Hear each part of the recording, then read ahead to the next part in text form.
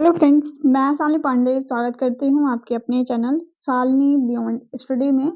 आज हम बात कर रहे होंगे आपके सिलेबस के विषय में। जैसे जो बच्चे अभी नए हैं, जो 2024 में जिनका एडमिशन हुआ है, मतलब 2024-26 बैच के जो बच्चे हैं और 2023-25 बैच के जो बच्चे हैं, मतलब अगर 2023 के बच्चे हैं, इसका मतलब उनका किसी न किसी पेपर में बैक आया होगा 10 नंबर या अब ये मान के चलिए कि अगर आपके 15 नंबर से कम है, ठीक है, तो फिर आपको री एग्ज़ाम की प्रिपरेशन ही करनी है अभी इस टाइम, ठीक है? अभी इस टाइम आपको री एग्ज़ाम की पूर्णतः प्रिपरेशन करने में आपको लग जाना है।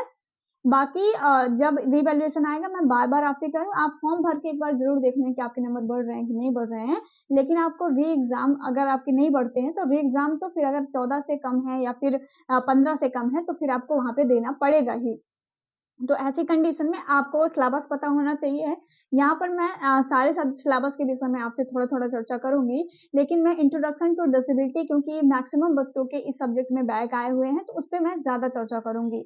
और जो बच्चे बिल्कुल फ्रेशर हैं, जो 2024-26 के बच्चे हैं, उनको भी इस वीडियो के माध्यम से कंप्लीट सिलेबस की जानकारी हो जाएगी कि कौन-कौन से पेपर हैं जो उनको पढ़ने हैं। अभी आपका कोई नया सिलेबस आया नहीं हुआ है 2024 के लिए, वैसे आएगा भी नहीं मेरे हिसाब से, मुझे जो लगता है। आपको 2023 के हिसाब से ही पढ़ना पड़ेगा। तो अभी आप 2023 का ये जो सिलेबस आया हुआ है, इस सिलेबस के हिसाब से अगर आप एडमिशन ले चुके हैं, तो ये अगर आप पढ़ना चाहते हैं, तो इसी सिलेबस के हिसाब से अभी आप अपनी प्रिपरेशन करिए। कैसे आप पढ़ सकते हैं, कैसे आप सब्जेक्ट के विषय में आप नॉलेज रख सकते हैं, इस वीडियो के एंड तक आपको सारी जानकारियाँ यहाँ पर मिल जाएँगी।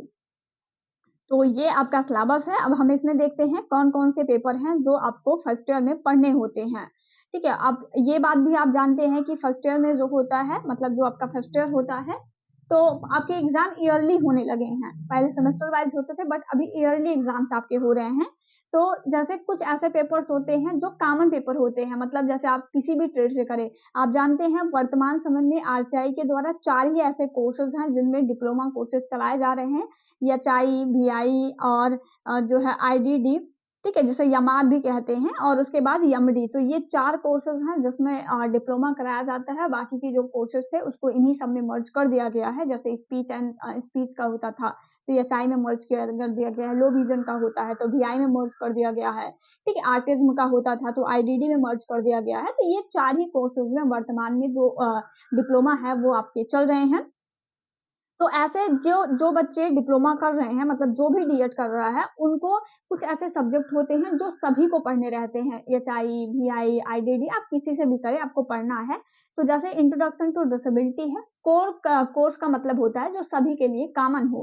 ठीक है? तो इंट्रोडक्शन टू डिसेबिलिटी एक कोर सब्जेक्ट है जो आपको फर्स्ट ईयर का सब्जेक्ट है, और फर्स्ट ईयर में आपको introduction to disability, HI, VI, IDD आप किसी से भी कर रहे हो, तो फिर वहाँ पे आपको पढ़ना पड़ जाता है। मैं ऐसे ना बता कर के मैं आपको सब्जेक्ट वाइज़, मतलब ईयर वाइज़ चीज़ों को बताती हूँ, उससे आपको थोड़ी-सी आसानी होगी चीज़ों को समझने में। हम यहाँ पर सिर्फ़ फर्स्ट ईयर की ही बात कर रहे होंगे कि फर्स्ट ईयर के कौन-कौन से पेपर हैं जो आपको पढ़ने हैं, बाकी सेकंड ईयर की एक सेपरेट वीडियो में बता देंगे। तो जो फर्स्ट ईयर में अगर हम बात करते हैं, फर्स्ट ईयर में कितने सब्जेक्ट हैं, तो 6 पेपर आपको पढ़ने पड़ते हैं। 6 पेपर में पहला आपका इंट्रोडक्शन टू डिसेबिलिटी होता है और दूसरा चाइल्ड डेवलपमेंट एंड लर्निंग होता है। जनरली जो बच्चे 23-25 बैच के होंगे उनको पता ही होगा, और जो आपके 24-26 बैच के हैं, उन बच्चों को ये बातें बिल्कुल अच्छे से दिमाग में बैठा लेनी है कि हमारे 2 ऐसे सब्जेक्ट हैं जो हमारे कोर सब्जेक्ट हैं, जो कि कॉमन है सभी के लिए, एचआई, वीआई, आईडीडी सभी के लिए। जब आपको आपके सिलेबस की जानकारी रहती है, तो वहाँ पर फ़ायदा ये हो जाता है कि हमें अपनी सिलेबस के अकॉर्डिंग चीज़ें कहीं से भी मिल रही होती हैं, तो हम उनको ग्रहण करने में हिचकिचाते नहीं हैं। अगर हमें अपना सिलेबस नहीं पता होगा, तो फिर हम कन्फ्यूज़ रहेंगे कि ये मेरे लिए है कि नहीं है। जैसे बहुत सारे बच्चे कोई भी वीडियोज़ चलती है, तो वहाँ पे कमेंट करते हैं कि मैम क्या ये मैं पढ़ सकता हूँ? तो ये सवाल उन बच्चों के नहीं होते हैं जो सिलेबस के विषय में जानकारी रखते हैं। तो आप अपने सिलेबस के विषय में जानकारी ज़रूर रखें। तो 2 ऐसे पेपर हैं जो कॉमन हैं, आप किसी भी ट्रेड से हो, आप इसको पढ़ोगे ही पढ़ोगे।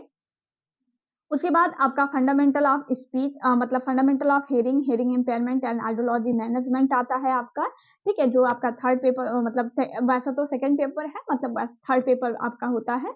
उसके बाद चौथा आपका होता है लैंग्वेज एंड कम्युनिकेशन का, मतलब चौथे नंबर का पेपर आपका है लैंग्वेज एंड कम्युनिकेशन का। पेपर नंबर थर्ड है लैंग्वेज एंड कम्युनिकेशन।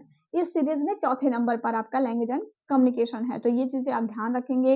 उसके बाद fundamental of speech and speech teaching होता है आपका, और उसके बाद आपका होता है कैरिकुलम का पेपर, ठीक है। पूरा आप चीज़ों को याद रखें। सबसे पहले आपको अपने पेपर का नाम पता होना चाहिए, जो 2024-26 के बैच के बच्चे हैं, और 2023-25 के बच्चे जिनका फर्स्ट ईयर में इंट्रोडक्शन टू डिसेबिलिटी में बैक लगा है, ठीक है।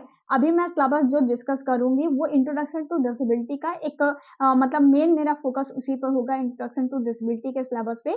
दोनों ही बच्चे, चाहे वो 2024-26 के हों, चाहे वो 2023-25 के हों, दोनों ही बच्चे उसको बहुत ध्यान से सिलेबस को समझेंगे, और आगे कैसे आप उस सिलेबस को बहुत कम टाइम में कवर कर सकते हैं, उसके विषय में भी मैं आपको बता दूँगी। तो चलिए चलते हैं अपने सिलेबस पे और देखते हैं कि हमारा जो इंट्रोडक्शन टू डिसेबिलिटी का सिलेबस है, उसमें कौन-कौन से ऐसे टॉपिक्स हैं, जो हमें पढ़ने होते हैं। बाकी अगर आपके कोई और क्वेरीज़ हैं या किसी भी विषय में अगर आप जानना चाहते हैं, तो फिर आप कमेंट में मैसेज डालिएगा, मैं ज़रूर आपके कमेंट का रिप्लाई करूँगी। अगर आपके सवाल जो है वो ठीक-ठाक होंगे तो, ठीक है? ठीक-ठाक होने का मतलब है कुछ ऐसे बच्चे हैं जो इन्फॉर्मेशन दे दी जाती है बट उसी इन्फॉर्मेशन को दोबारा से पूछते हैं, ठीक है? तो ऐसा आप मत करिएगा, आप पूरा वीडियो अंत तक देखिएगा। अगर उस वीडियो में कोई ऐसी बात जो ना बताई गई हो और आपके मन में सवाल हो, तो वही सवाल आप यहाँ पर डालेंगे। तो इंट्रोडक्शन टू डिसेबिलिटी का हम सिलेबस समझेंगे, और इस सिलेबस को कैसे आप कम समय में कर सकते हैं, उसको भी हम लास्ट में देख लेंगे। सबसे पहले अगर हम बात करते हैं, जैसे जिनका बैक है, वो बहुत ध्यान से अब इस वीडियो को देखेंगे, क्योंकि आपके लिए अब पेपर को पास करना, मैं बहुत मानती हूँ कि बहुत सारे ऐसे बच्चे हैं, जो बहुत मेहनत के साथ इन सारे पेपरों को पढ़े थे, लेकिन फिर भी उनके बैक आए हुए हैं। तो अभी आपको जो गलतियाँ आपने की हैं, उसको नहीं दोहराना है, ठीक है? इसमें बहुत सारी गलतियाँ मैं बिल्कुल मानती हूँ कि या तो मतलब सिस्टम की ही इसमें मैं गलती मानूँगी, बच्चों की गलती। बहुत कम ऐसे बच्चे होते हैं जो नहीं पढ़ के जाते हैं। अभी तो फिलहाल बहुत सारे बच्चे पढ़ के जा रहे हैं, लेकिन फिर भी उनका बैक आ रहा है, तो इसका मतलब है आपको अपने में और ज़्यादा इम्प्रूवमेंट करने की ज़रूरत है, आपको और ज़्यादा प्रिपेयर होने की ज़रूरत है, ठीक है? तो सबसे पहला आपका हिस्टोरिकल परसेप्शन ऑफ डिसेबिलिटी है, मतलब ये जो विकलांगता है, इसका इतिहास आपको जानना है थोड़ा-सा, कैसे लोगों की धारणाएँ कैसे पहले थी, कैसे आज हो गई हैं, इन सब के विषय में जानना है, ठीक है? उसके बाद आपको जैसे आप डिसेबिलिटी के बारे में पढ़ रहे हैं, तो डिसेबिलिटी, हैंडीकैप्ड, इम्पेयरमेंट क्या होता है, इनमें क्या डिफरेंस होता है, ठीक है? जनरली हम यूज़ करते हैं, जैसे मान लीजिए कोई ऐसा व्यक्ति जो डिसेबिलिटी फील्ड से नहीं है, मतलब वो जनरल व्यक्ति है, उसको डिसेबिलिटी के विषय में या स्पेशल एजुकेशन के विषय में जानकारी नहीं है, तो वो तीनों को एक जैसा ही प्रोनंसिएशन भी करता है, और उनके मीनिंग भी एक जैसा ही निकालता है, लेकिन ये चीज़ें अलग-अलग होती हैं, इसके विषय में आपको पढ़ना है। ठीक है? मतलब हैंडीकैप्ड क्या है, इम्पेयरमेंट क्या है, डिसेबिलिटी क्या है, इनके विषय में आपको पढ़ना है, और ये बहुत इम्पोर्टेंट टॉपिक है, आप इसे ज़रूर करिएगा। उसके बाद 1 पॉइंट थर्ड आपका है, देखिए जिनका बैक आ गया है, अब आप ये मत सोचिए कि हमें तो बहुत सारी चीज़ें पता है, हमें कुछ ही चीज़ें पढ़नी है, और वो हम जब हमारे एग्ज़ाम की डेट आएगी तो हम पढ़ लेंगे, आप ऐसा बिल्कुल नहीं करेंगे।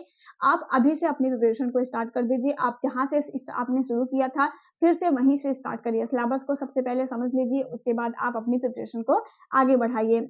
उसके बाद डिसेबिलिटी के विषय में, मतलब आपको बहुत सारी कैटेगराइज़ हैं या बहुत सारे ऐसे लीगल प्रोविज़न हैं पीडब्ल्यूडी के लिए, ठीक है? वो सारी चीज़ें पढ़नी है, जो एक्ट वगैरह सब आए हुए हैं, उनके विषय में जानना है। उसके बाद आपको पढ़ना है डेमोग्राफिक प्रोफाइल क्या है डिसेबिलिटी की, उसके विषय में। ये बहुत ज़्यादा इसमें इम्पोर्टेंट नहीं बनता है, लेकिन यहाँ पर कॉजेज़ एंड प्रिवेंशन दिए हैं, मतलब क्यों होती है डिसेबिलिटी, क्या कारण है, उसकी रोकथाम आप कैसे कर सकते हैं, उसके विषय में आपको पढ़ना है। उसके बाद कुछ ऐसे कॉन्सेप्ट हैं छोटे-छोटे, जैसे क्रॉस डिसेबिलिटी का कॉन्सेप्ट है, उसके विषय में आपको यहाँ पर जानना है। उसके बाद बहुत सारी डिसेबिलिटियों के विषय में आपको इस सिलेबस में जानना है, ठीक है? जैसे यूनिट 2 है आपका, तो यूनिट 2 में जैसे लोकोमोटर डिसेबिलिटी में बहुत सारी डिसेबिलिटियाँ आती हैं, जैसे पोलियो हो गया, सेरेब्रल पाल्सी हो गया, मस्कुलर डिस्ट्रॉफी हो गया, ठीक है? तो इन सब विषय में आपको जानना है। एक बात मेरी हमेशा ध्यान रखिए, अगर आपने सिलेबस समझ लिया ना, तो 50% तो आप पहले ही जान चुके हैं। जैसे अगर लोकोमोटर डिसेबिलिटी में आपसे पूछ लेगा निम्नलिखित में से कौन-सा नहीं आता है? तो जब अगर आपने सिलेबस देखा है ना, तो फिर आप वहाँ से चीज़ों को कुछ परसेंट चीज़ों को आप वहाँ पर कर सकते हैं। उसके बाद विजुअल इम्पेयरमेंट के विषय में जानना है, जो उनके टाइप्स होते हैं, ब्लाइंडनेस होता है, लो विज़न होता है। ऐसे ही अलग-अलग डिसेबिलिटी, हियरिंग इम्पेयरमेंट क्या होता है, स्पीच एंड लैंग्वेज डिसऑर्डर क्या होता है, deaf blind and multiple disabilities क्या होती हैं, दोनों में क्या डिफरेंस होते हैं, ठीक है? उसके बाद आपको इंटेलेक्चुअल डिसेबिलिटीज़ जो होती हैं, ठीक है? बौद्धिक अक्षमता जिसे आप कहते हैं, उसके विषय में, लर्निंग डिसेबिलिटी, अधिगम अक्षमता, उसके विषय में, ऑटिज़्म के विषय में, मेंटल इलनेस, मेंटल डिसेबिलिटी, दोनों में क्या डिफरेंस है, उसके विषय में, ठीक है? क्रोनोलॉजिकल जो कंडीशन है, बहुत सारे जो ब्लड डिसऑर्डर हैं, उन सारे ब्लड डिसऑर्डर के विषय में, ईयरली आइडेंटिफिकेशन एंड इंटरवेंशन के विषय में जो है वो चीज़ों को आपको यहाँ पर समझना है।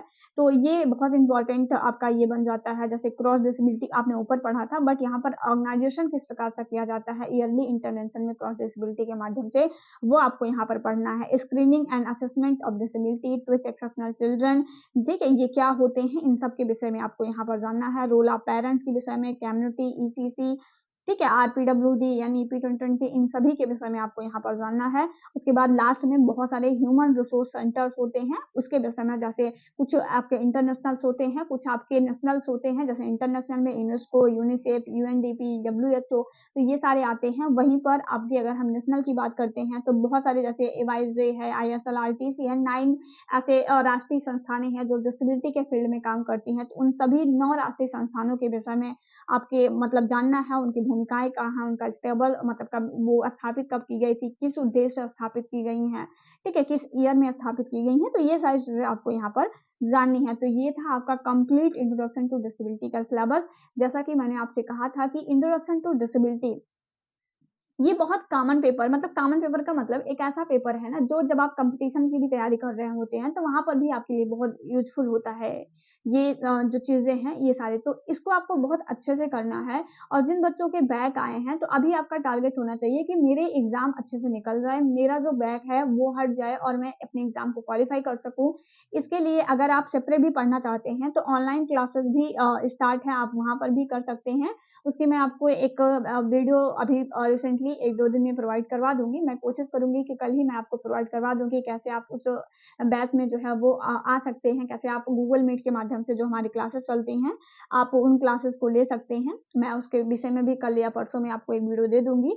बाकी जो बच्चे अभी 24-26 बैच के बच्चे हैं, वो अगर चाहें तो यूट्यूब पे एक प्लेलिस्ट बनी हुई है, आप उस प्लेलिस्ट से भी पढ़ सकते हैं, या फिर जो बैच है उस बैच को भी ले सकते हैं। बहुत मिनिमम उसकी फीस जो है वो होती है, लेकिन उसमें आपको हैंड रिटन नोट्स भी दिए जाते हैं। साथ ही साथ अगर हम उसमें बात करते हैं तो पूरा सिलेबस में आपको लाइव जो है वो चीज़ें आपको पढ़ाई जाती हैं। ठीक है? आप चाहें तो कंप्लीट जो है वो चीज़ें यहाँ से पढ़ सकते हैं। बाकी प्लेलिस्ट बनी हुई है, आप वहाँ से कर सकते हैं।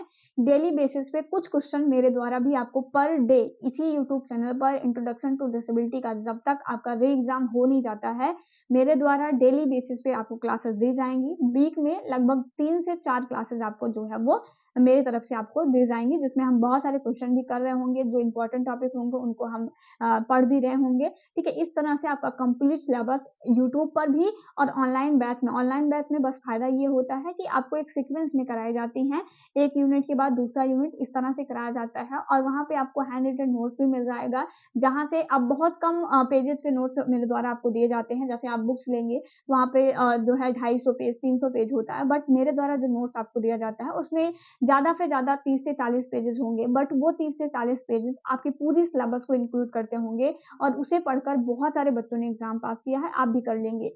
ठीक है? तो अगर आप चाहें तो कर सकते हैं, अगर आपको बैच लेना है तो आप नीचे कमेंट कर दीजिएगा, 1-2 दिन में मैं कैसे आप वो बैच ले सकते हैं उसके विषय में वीडियो बना दूँगी। तो ये था आपका कंप्लीट सिलेबस और यूट्यूब की क्लासेस से जुड़ना बिल्कुल मत भूलिएगा। कल से डेली बेसिस पे आपको क्वेश्चन जो प्रैक्टिस है वो कराया जाएँगे, प्रीवियस ईयर भी कराया जाएगा, साथ ही साथ जो इम्पोर्टेंट टॉपिक्स होंगे उसके भी रिवीजन आपको इस चैनल पर देखने को मिल जाएँगे। तो मिलेंगे नया वीडियो में किसी नई जानकारी के साथ, तब तक अपना ख्याल रखें। जय हिंद, वंदे मातरम।